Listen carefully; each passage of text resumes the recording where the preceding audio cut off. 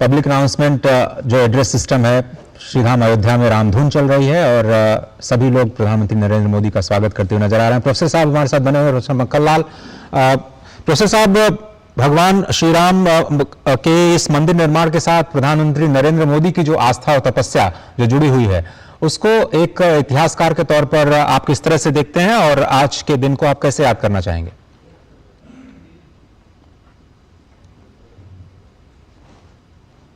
नरेंद्र मोदी जी की, प्रधानमंत्री जी की अटूट आस्था और यह विश्वास कि हमें यह काम करना है, उसकी तरफ बराबर लगे रहे और भगवान राम ने उन्हें वो शक्ति दी कि ये काम पूरा कर सकें। क्योंकि पिछले 50 वर्षों से मैं खुद भी साक्षी हूं इस बात का। लेकिन एक बात भगवान राम के ही गुणों को, भगवान राम के ही चीजों को चरित्र को लेके मोदी जी की बात कहना चाहेंगे। आप लोग काफी देर से कह रहे थे कि भगवान राम सबके लिए समान हैं और भगवान राम के लिए सब समान हैं। आप मोदी जी की बात जरा कल्पना कीजिए, सबका साथ सबका विकास, सबको हम साथ लेके चलेंगे, हमारे लिए कोई भी अलग नहीं है, पूरे देशवासी सब एक हैं। वो जब ये कहते हैं कि हम जो है राज्य के संसाधन सबके लिए हैं, जो वंचित हैं हम उन्हें देंगे, हम अपनी व्यवस्था करेंगे, भगवान राम का ही ये स्वरूप था। जो वंचित हैं उनकी व्यवस्था करना राजा का काम है, प्रजा खुद पार्टिसिपेट करके उन्हें दे।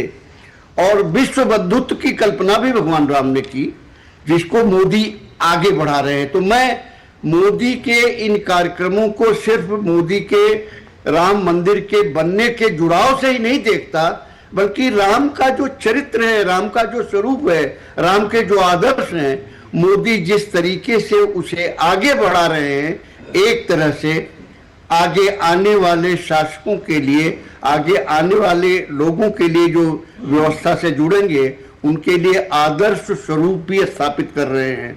हमें हमेशा ध्यान रखना पड़ेगा कि भगवान राम ने कभी ये नहीं कहा कि देश की अर्थव्यवस्था पर, देश के संसाधनों पर किसी एक का अधिकार है, उनका सबका अधिकार है। ये सारी चीजें जब हम एक समग्र रूप से देखेंगे तो आप ये पाएंगे कि भगवान राम के प्रति मोदी का समर्पण और भगवान राम का मोदी की तरफ इतना आशीर्वाद स्वरूप पूरा जो उनका अनुग्रह है, वो उन्हें एक कर देता है। दोनों को मैं अलग अलग नहीं देख पाता कभी कभी।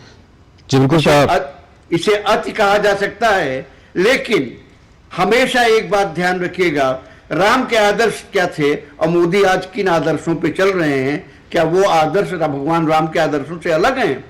बिल्कुल अलग नहीं है। और शायद यही वजह है कि आज हमारा देश कहां है। जब भगवान राम के आदर्शों पे चलेंगे तो देश न केवल आगे बढ़ेगा, विश्व गुरु भी बन के रहेगा। बिल्कुल। और आपसे थोड़ी देर में वो अद्भुत तस्वीरें भी हमारे समक्ष आएंगी जहां पर सप्त मंदिर के हम दर्शन कर पाएंगे। और सप्त मंदिर, जिस तरह से हम लगातार बता रहे हैं कि भगवान श्री राम के जो समकालीन संत हैं, महर्षि वशिष्ठ, जो कि स्वयं ब्रह्मा के पुत्र कहे गए हैं और उनको ब्रह्मा जी का प्राण कहा गया है, उनके प्राणों से उत्पन्न है। और वो इक्ष्वाकु वंश के राजगुरु, 39 पीढ़ी तक उन्होंने स्वयं इस बात की प्रतीक्षा की भगवान उनके गोद में खेलेंगे, उनकी शिक्षा ग्रहण करने के लिए उनके गुरुकुल में आएंगे। उनके मंदिर की प्रतिस्थापना की गई है, क्योंकि गुरु का साथ अगर न मिला होता तो भगवान श्री राम राम न होते। गुरु की महिमा को प्रतिस्थापित करने के लिए एक शिष्य के रूप में भी भगवान श्री राम ने एक अद्भुत मर्यादा संपूर्ण विश्व के समक्ष प्रस्तुत किया। और वो तस्वीरें इस वक्त हमारे समक्ष आ चुकी हैं। महर्षि वशिष्ठ के साथ साथ महर्षि विश्वामित्र, जो उनके दूसरे गुरु कहे जाते हैं, और महर्षि वशिष्ठ और विश्वामित्र दोनों ही गुरुओं में भगवान श्री राम ने कभी भी कोई भी अंतर नहीं किया। दोनों गुरुओं के बाद महर्षि वाल्मीकि, जिनको परब्रह्म का ही स्वरूप कहा जाता है, ब्रह्मा जी का अवतार माना जाता है, जिन्होंने संपूर्ण विश्व को भगवान के राम के चरित्र के साथ जोड़ा, उनसे अवगत कराया। भगवान महर्षि वाल्मीकि को इस बात का वरदान स्वयं ब्रह्मा जी ने दिया कि आपको उन सभी क्षणों का उन सभी चीजों का स्वयं अनुभव होगा जो भगवान श्री राम अपनी लीला के तौर पर संपूर्ण विश्व के समक्ष रखते हुए नजर आएंगे। और उन्होंने संपूर्ण रामचरित्र को वाल्मीकि रामायण के माध्यम से हम सभी के समक्ष रखा। भगवान श्री राम कैसे बोलते थे, कैसे चलते थे, कैसे हंसते थे, वो स्वयं इस बात का अनुभव उन्हें हो जाता था।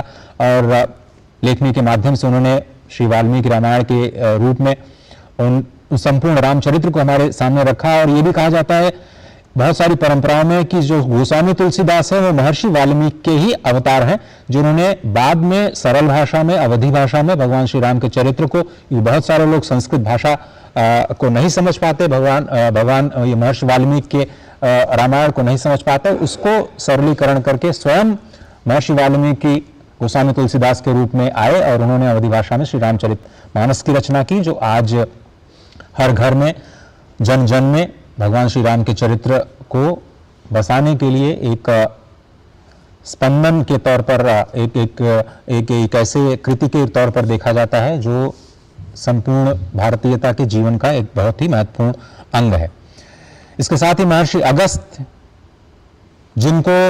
जो काशी से पहुंचे दक्षिण की तरफ, और जब काशी उनसे छूट रही थी तो बहुत ही विह्वल थे, वो बहुत ही शोकाकुल थे। भगवान महादेव के पास वो पहुंचे, उन्होंने कहा कि मुझे काशी छोड़नी पड़ रही है, ऐसा क्यों? उन्होंने कहा कि आपको बहुत महत्वपूर्ण कार्य करना है, उत्तर को दक्षिण से जोड़ना है, और इसलिए आपका दक्षिण में होना अत्यंत आवश्यक है, क्योंकि भगवान श्री राम दक्षिण की यात्रा पर होंगे, वहां पर आपको एक बार फिर से गुरु की भूमिका में उनका मार्गदर्शन करना है। तो महर्षि अगस्त के आश्रम में जब भगवान श्री राम अपनी यात्रा के दौरान पहुंचे तो महर्षि अगस्त ने न केवल उनको शस्त्र और जो अस्त्र थे वो प्रदान किए, बल्कि उन्हें विजय मंत्र भी प्रदान किया, जिसके बाद उन्होंने बुराई पर, कहते हैं कि जो जीत है जिसके लिए वो जाने जाते हैं, उनका अत्यंत महत्वपूर्ण स्थान। उसके साथ देवी अहिल्या, निषाद राजगुरु और माता शबरी, जिस पर हम चर्चा बाद में करेंगे। सप्त मंदिर जिनका निर्माण पूरा हो चुका है, उसके दर्शन और अनावरण के साक्षी हम सभी बनेंगे। सप्त मंदिरों में अगर देखें तो अगस्त्य मुनि, महर्षि विश्वामित्र, महर्षि वशिष्ठ और इसके अलावा माता सबरी, देवी अहिल्या, निषाद राजगुह, इन सब के प्रतिमाओं को स्थापित किया गया है, जो कि ये बताता है कि भगवान श्री राम के गुरु, भगवान श्री राम के मित्र, भगवान श्री राम के अनन्य सेवक, सबको वहाँ पर भगवान श्री राम के जन्म स्थान पर बने हुए दिव्य भव्य मंदिर में स्थान दिया गया है, ससम्मान उन्हें स्थापित किया गया है। अगस्त्य मुनि की अगर बात करें तो भगवान श्री राम जब 14 वर्ष का वनवास हो रहा था तो ऋषि अगस्त्य से जब उनकी मुलाकात होती है, तो उन्होंने भगवान श्री राम को दिव्य अस्त्र प्रदान किए, धनुष, बाण, तुरीण, अमोघ कवच और लंका विजय का मार्गदर्शन भी अगस्त्य मुनि ने दिया।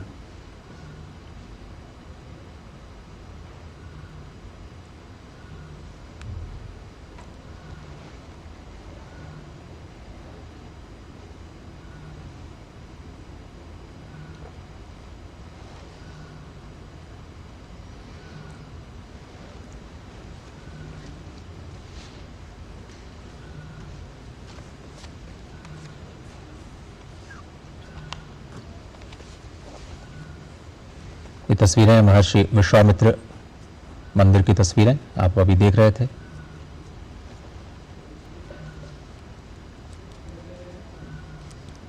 महर्षि वाल्मीकि के प्रतिमा पर पुष्प अर्पित करते हुए प्रधानमंत्री नरेंद्र मोदी, महर्षि वाल्मीकि जिन्होंने भगवान श्री राम के चरित्र को हम सभी के समक्ष रखा।